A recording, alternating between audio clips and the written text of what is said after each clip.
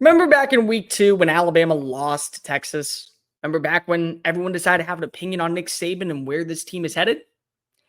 Yeah, those were fun times, all right? If you're brand new here, welcome on into the channel. My name is Cole Thompson. I'm a radio show host based in Houston, and I talk college football daily. I talk NFL, MLB, NHL, NBA, but I love talking college football, and if this is the type of content you enjoy, this is the channel made for you. So hit the subscribe button down below. Leave a comment telling me what you think of Alabama moving forward. Tell your friends, your family, everybody about this channel, because if we get to 1,000 subscribers by November 15th, I'll shave my head live on air. We do 3 live shows a week, Tuesdays, Thursdays, Fridays. So make sure you hit the subscribe button and let's talk college football. By the way, this mustache, it's part of Movember. I don't have a sponsorship deal with them, but I do love giving back and spreading awareness to testicular cancer, prostate cancer, and men's suicide throughout the likes of the global universe. For anybody out there that would like to sign up, go ahead and visit Movember.com or click the link down in my bio.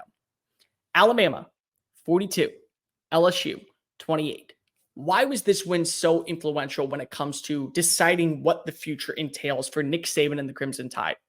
Pretty simple. They showed you exactly what they are.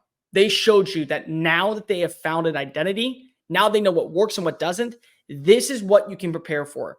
And not a lot of teams are going to be able to prepare for it. That's just the bottom line. Go back and look at the Texas game. Go back and look at what happened after Jalen Milroe threw 2 interceptions. And he didn't feel comfortable and the offense wasn't clicking and you still played close. But unfortunately, 2 turnovers ultimately was the difference maker. Well, there was a quarterback switch. And a lot of people at that time said Milroe was not the guy. This offense is never going to work. And more importantly, the dynasty is done. Saban, best select to you in retirement. This is now Kirby's era. That's what a lot of people said. And then more people justifiably criticized Alabama, yours truly did it, after barely squeaking by with a victory over South Florida. In South Florida, it's one thing to lose to Texas, but Texas is a good team. Texas still has done its job preparing for run defenses. They've done an exceptional job of making offenses as one-dimensional as possible. What's the excuse for South Florida? Seriously, look back. What was the excuse to play that bad against South Florida? Well, you realized at that time you didn't have the right quarterback. But then in that same breath, you realized you didn't have the right quarterback. Now, Cole, what do you mean by that? I mean that when you thought you had the quarterback that was running the show in week 2, that's not the offense you need to be running in week 5, in week 6, in week 8, in week 10, all the way to Atlanta. And so what does Nick Saban do? He adapts like he always does. That's the one thing about Saban that I think is so precedent when it comes to discussing his era and his mantra and his demeanor at Tuscaloosa. He's never been set in his ways because he realizes football is a game about working with what you're given.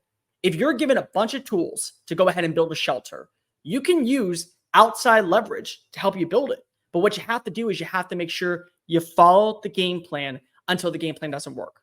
And a lot of the times we in society think, oh, well, if my life was just a little bit different here, or if this thing swung my way, sometimes you got to go out and grab life by the horns. And a lot of what happens for us is we get set in our ways and we don't try to make necessary changes. You want to lose weight? You got to wake up early. You got to get some good night's sleep. You got to go drink a lot of water. You got to eat better.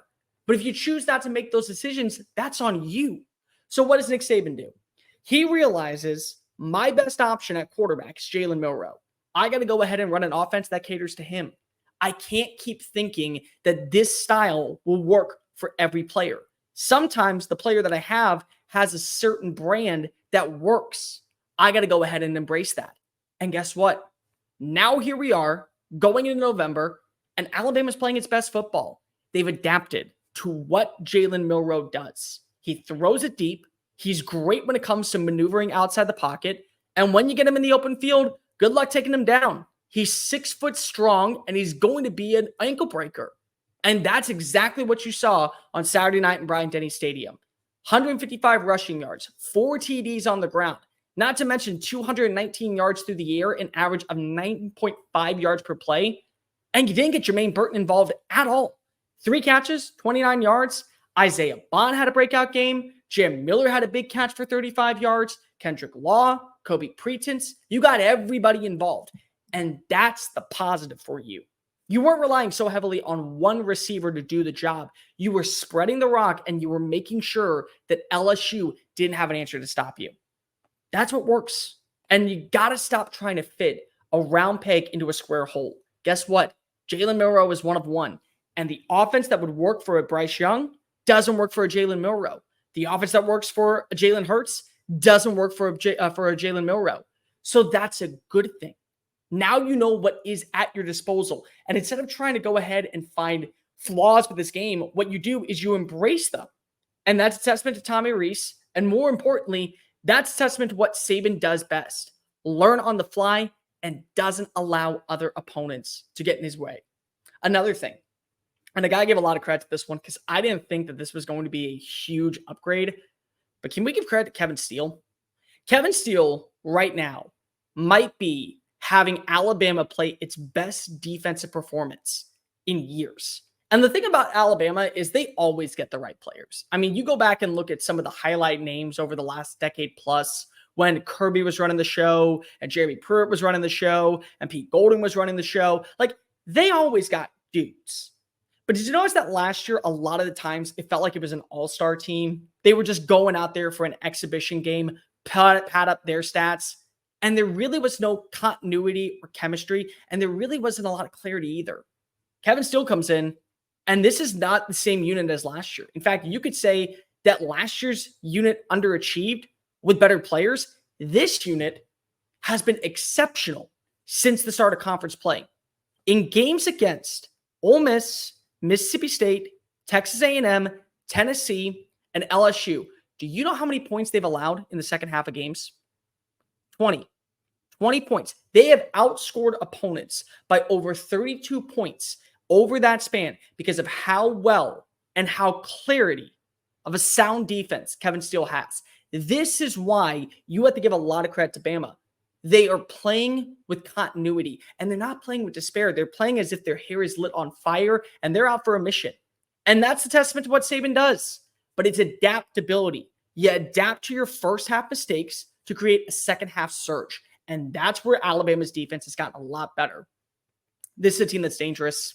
This is a team that nobody wants to play in November. This is a team that if you were to look at them right now, absolutely they can run the table. They could probably hold their own against a Georgia team, even though Georgia is playing exceptional football right now. And you can't count them out of the college football playoff. You can't.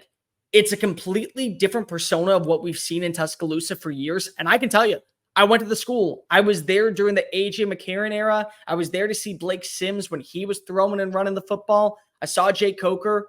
I saw the early stages of Jalen Hurts. This offense, completely different than anything that has come through Tuscaloosa. But you know what's really interesting? It still works. And it's because of who is the mastermind behind it all. That's the importance of coaching. And that's why when you get a guy like Nick Saban, you hold on to him for as long as possible. And whatever type of money he wants, it doesn't matter about the complexes or the facilities or trying to upgrade the practice field. You give it to him. Because if you don't want that guy ever leaving your building, because as long as he's in there, the nail is not finally pushed into the final straw of the coffin. It still is a beating heart. And that's where Alabama is.